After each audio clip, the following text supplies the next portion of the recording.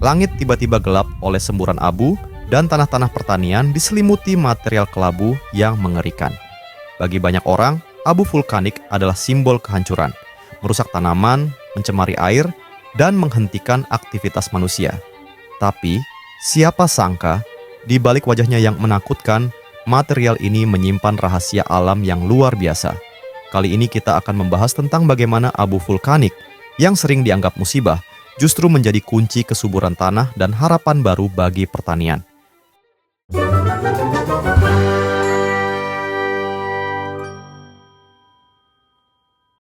Bukan sekadar debu biasa, abu vulkanik mengandung mineral-mineral langka dan unsur hara yang menjadi kebutuhan utama bagi tanaman.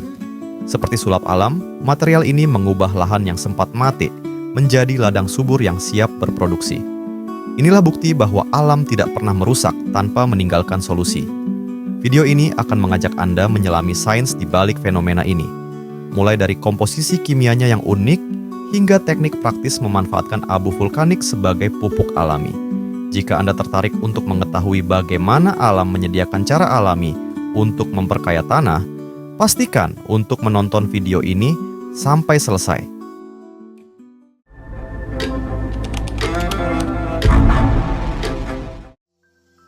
Abu vulkanik bukanlah abu dalam arti harfiah, melainkan partikel batuan, mineral, dan gelas vulkanik yang terfragmentasi secara brutal oleh kekuatan letusan gunung berapi.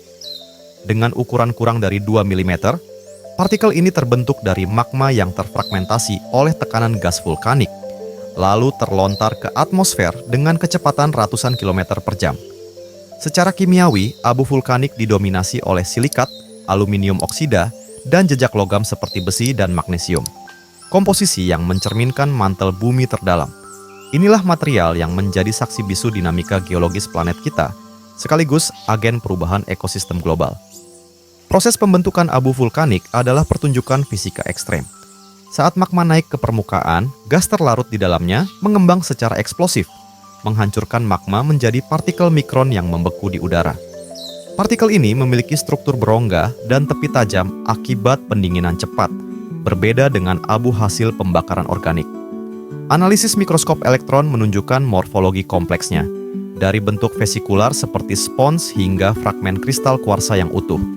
Karakteristik inilah yang membuat abu vulkanik mampu bertahan di stratosfer selama bertahun-tahun, memengaruhi iklim global, seperti yang terjadi pasca letusan Tambora 1815. Yang memicu tahun tanpa musim panas. Secara paradoks, abu vulkanik adalah agen destruksi sekaligus regenerasi. Partikelnya yang kaya silika dan mineral basa berperan sebagai buffer alami tanah asam, sementara kandungan fosfor dan kaliumnya menjadi katalisator produktivitas biologi. Studi paleopedologi membuktikan endapan abu vulkanik Pleistosen di Amerika Latin menjadi fondasi lahan pertanian subur suku Inca. Bahkan, di laut, abu vulkanik bertindak sebagai pupuk samudera, merangsang ledakan populasi fitoplankton yang menjadi dasar rantai makanan. Namun, bahayanya tak boleh diabaikan. Partikel halusnya dapat merusak sistem pernapasan manusia dan mesin, sementara lapisan tebalnya di tanah mampu mengubah hidrologi wilayah secara drastis. Di era antroposen, memahami abu vulkanik bukan lagi sekadar kajian geologi murni, tetapi kebutuhan multidisiplin. Ahli klimatologi mempelajarinya untuk memprediksi dampak letusan terhadap pemanasan global. Sementara insinyur material mengeksplorasi abu vulkanik sebagai substitusi semen ramah lingkungan. Pertanyaannya, bisakah material ini menjadi solusi krisis pupuk kimia di masa depan? Dan yang terpenting, apa yang bisa kita pelajari dari interaksi abu vulkanik dengan biosfer untuk merancang sistem pertanian yang lebih resilient? Mari selami jawabannya melalui lensa sains yang mendalam.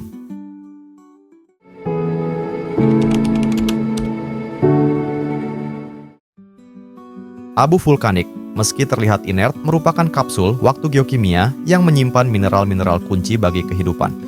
Dominasi silika, aluminium oksida, serta unsur mikro seperti besi, magnesium, dan sulfur menjadikannya slow release fertilizer alami.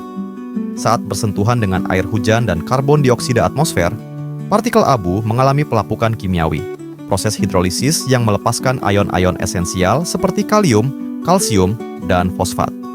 Inilah mekanisme dasar bagaimana material vulkanik mentransformasi tanah tandus menjadi bank nutrisi yang siap diserap akar tanaman. Fungsi abu vulkanik tidak berhenti di penyediaan hara. Partikelnya yang berpori menciptakan mikrohabitat bagi bakteri pengurai dan mikoriza. Studi Geoderma tahun 2022 membuktikan penambahan 10% abu vulkanik meningkatkan populasi azotobakter, bakteri penambat nitrogen, hingga 300%. Lebih menarik lagi, kandungan silika terlarut merangsang tanaman memproduksi fitolit, struktur mikro yang memperkuat dinding sel terhadap patogen. Dengan kata lain, abu vulkanik bukan sekadar pupuk, melainkan bioaktivator yang menghidupkan rantai simbiosis tanah tanaman mikroba.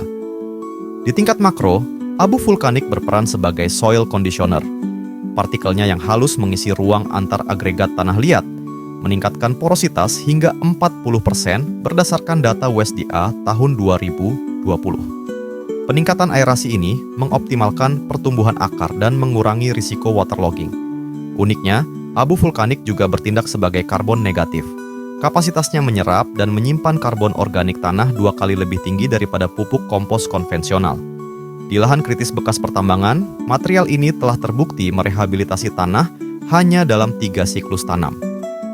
Praktik memanfaatkan abu vulkanik bukanlah inovasi baru. Analisis arkeologi di Pompei mengungkap, lahan pertanian Romawi kuno sengaja ditimbun abu Vesuvius untuk meningkatkan produktivitas anggur. Kini, di lereng Gunung Merapi, petani mengadopsi precision agriculture dengan memetakan sebaran abu berdasarkan ukuran partikel dan komposisi mineral. Tantangan ke depan adalah memformulasikan rasio abu pupuk organik yang optimal, sekaligus memitigasi risiko kontaminasi logam berat.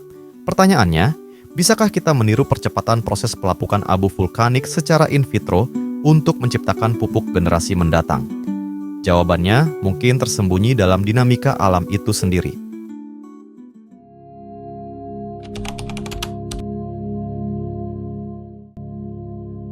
Aplikasi abu vulkanik bukanlah sekadar menabur material ke lahan, melainkan rekayasa biogeokimia yang memerlukan presisi.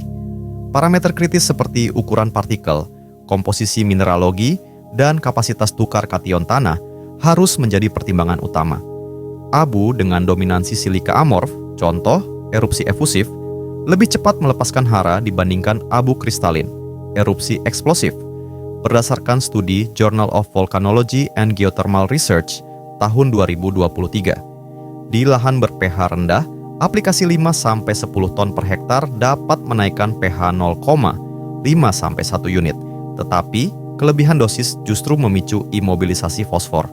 Disinilah seni membaca tanah bertemu dengan data analitik. Waktu aplikasi adalah variabel penentu keberhasilan.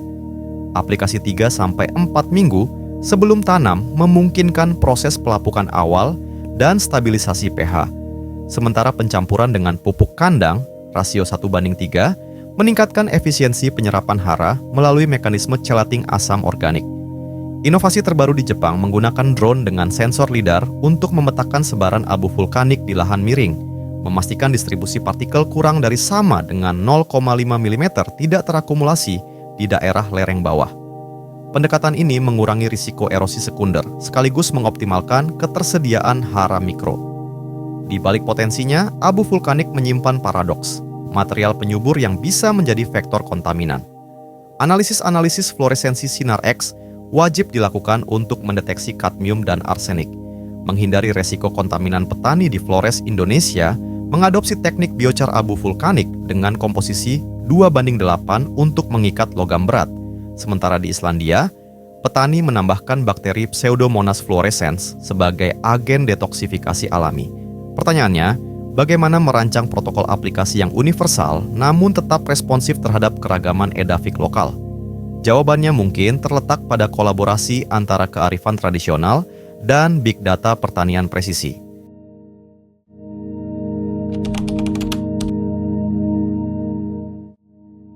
Di balik potensinya sebagai pupuk alami, abu vulkanik menyimpan risiko kimiawi yang sering diabaikan. Analisis spektroskopi serapan atom AAS pada abu Gunung Merapi 2021 mengungkap kadar kadmium CD hingga 4,2 per mililiter, melebihi ambang aman FAO sebesar 3 per mililiter untuk lahan pertanian. Logam berat ini dapat terakumulasi dalam jaringan tanaman, berpotensi memasuki rantai makanan manusia.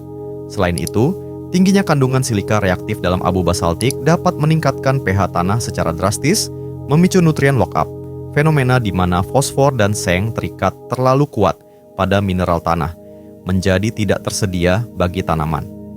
Studi Environmental Geochemistry and Health 2023 bahkan menemukan bahwa abu vulkanik dari erupsi andesitik dapat mengganggu keseimbangan mikroba tanah, mengurangi populasi bakteri pengikat nitrogen, rhizobium, hingga 60% jika diaplikasikan tanpa kompos organik.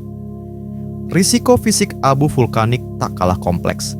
Partikelnya yang tajam dan berukuran mikron, kurang dari 50 mikron, tidak hanya merusak mesin pertanian, tetapi juga membentuk lapisan keras, krusta, di permukaan tanah saat kering, menghambat perkecambahan biji. Di Islandia, laporan Icelandic Agricultural University 2022 menunjukkan bahwa akumulasi abu setebal 15 cm di padang rumput mengurangi produktivitas pakan ternak hingga 70% akibat abrasi pada sistem pencernaan hewan. Yang lebih mengkhawatirkan adalah ketidakpastian komposisi abu antar erupsi. Letusan eksplosif gunung berapi strato cenderung menghasilkan abu kaya sulfur, sementara erupsi efusif gunung perisai seperti Kilauea menghasilkan abu rendah hara, namun tinggi logam alkali. Tantangan terbesar adalah merancang protokol aplikasi yang adaptif terhadap variabilitas alam ini, sekaligus memitigasi dampak jangka panjang pada biodiversitas tanah. Sebuah paradoks di mana solusi ekologi justru berpotensi menjadi pemicu krisis baru.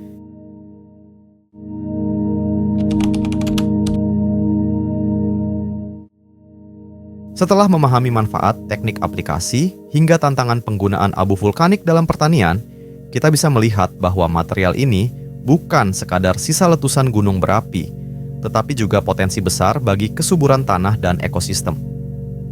Dengan pendekatan yang tepat, berbasis riset, teknologi, dan kearifan lokal, abu vulkanik dapat menjadi solusi alami dalam pertanian berkelanjutan. Namun, kita juga harus bijak dalam mengelola risikonya, agar tidak menimbulkan dampak negatif jangka panjang. Jangan lupa like, share, dan subscribe untuk konten menarik lainnya. Sampai jumpa di video berikutnya. Salam hijau.